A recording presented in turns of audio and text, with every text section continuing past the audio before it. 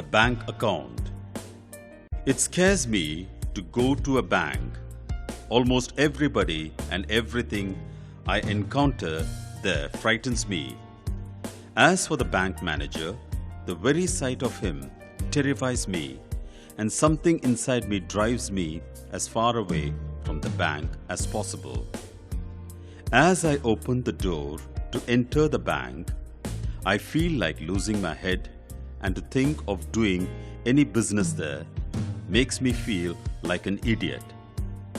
Though I don't have any particular reason for feeling this way, but that's how it has always been with me and continues to remain so.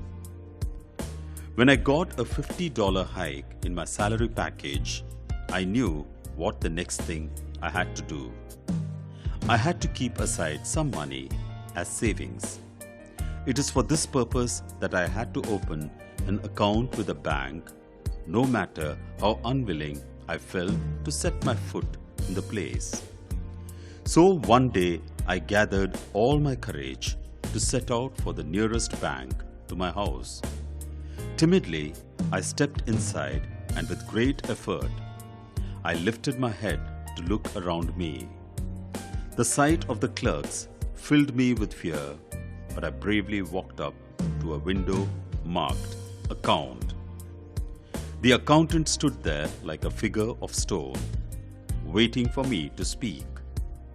My tongue refused to move, but I swallowed hard, and at last I was able to ask in a voice that sounded strange to my ears, "Can I see the manager, please?"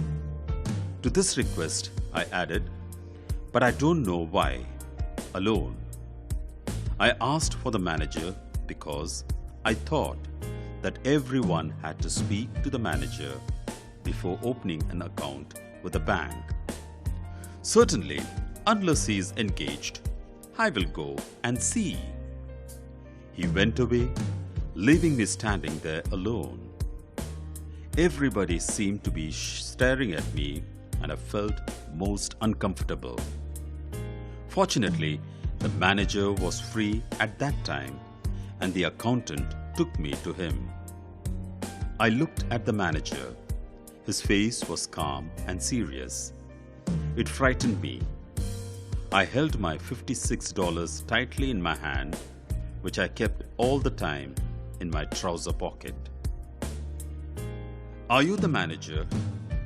I asked him. It was a foolish question because I knew fully well that he was. "Yes," he answered. "Can I see you?" I asked, and I added once more, "Alone." The question seemed silly without the last word. A look of anxiety came over the manager's face. I was sure that he was thinking that I had some important and unpleasant information to give him. Perhaps I had found some mistake or even dishonesty in the work of the bank. "This way," he said, and led me to his private room. He turned the key in the lock. "Here, it is quite private. No one will disturb us. Please take a seat." We sat down and looked at each other. It was the most awkward and embarrassing situation I had faced in life. I was tongue-tied and could not say a word. Finally, he broke the uncomfortable silence by saying, "You are one of Pinkerton's detectives, I suppose."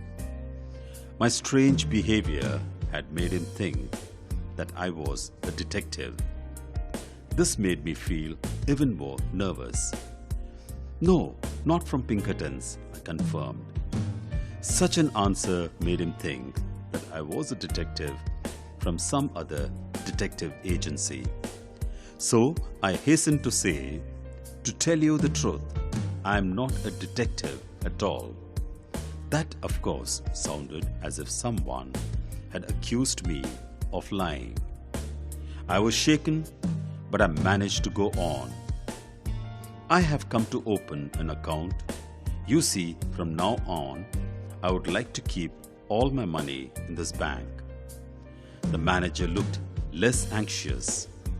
Now he was beginning to think that my nervous manner meant that I had an unusually large sum to deposit.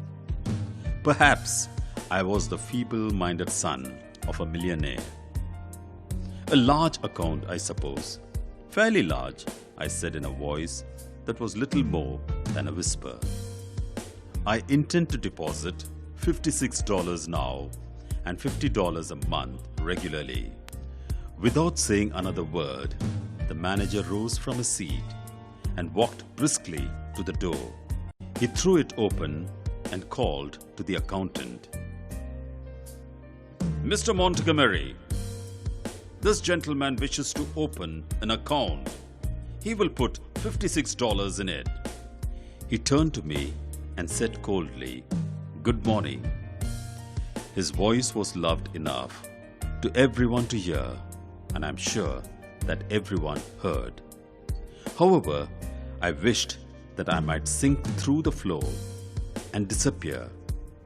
Well, I stood up and walked unsteadily to a large iron door that was open at one side of the room. "Good morning," I said, and I walked straight into the safe. "Not that way. This is the way." And he pointed to the door through which we had entered. I went up to the accountant's desk and pushed my money to him with a quick, sudden movement, as if the money were too hot for me to hold. My face was white and my voice shook as I said, "Put this into my account." Without saying anything, the accountant took the money and handed it to another clerk. I was made to write my name and sign on a piece of paper and also on another book. By this time, I hardly knew what I was doing. My head was spinning around and I could not see anything properly. "Is it in the account?" I managed to ask in a shaking voice. "Yes," said the accountant. "Then I want to draw a check," I said. I was thinking of drawing out $6 for my immediate use. Someone handed me a checkbook and someone else began to tell me how to write out a check. Other customers in the bank were staring at me. They were thinking that I was a man who owned millions of dollars, but clearly I was not feeling very well. Somehow, I wrote something on a check and pushed it towards the clerk. He looked at it. "What? Are you drawing it all out again?" I took the check from him and saw that I had written $56 instead of $6. At that point, I lost my head completely. It was quite impossible for me to explain my mistake. All the other clerks had stopped working and were staring at me. In my misery, I made a desperate decision. "Yes," I said, "all of it." "You wish to draw all your money out? Every cent? You really want to close your account?" "Yes," I said, trying hard to make my voice sound angry. An idea had come to me.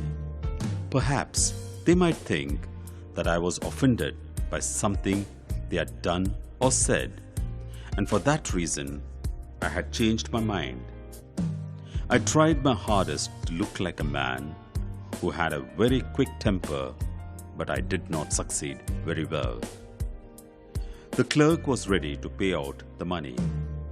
"How will you have it?" "What? How will you have it?"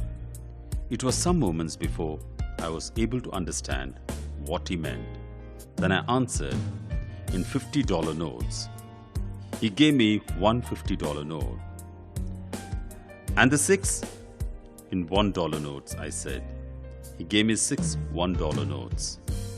I rushed out of the bank as if I were escaping from a house on fire. As the big door of the bank closed behind me, I heard a burst of laughter that seemed to shake the whole building. Since I have never used a bank, I keep my cash in my pocket and my savings in silver dollars in a sock.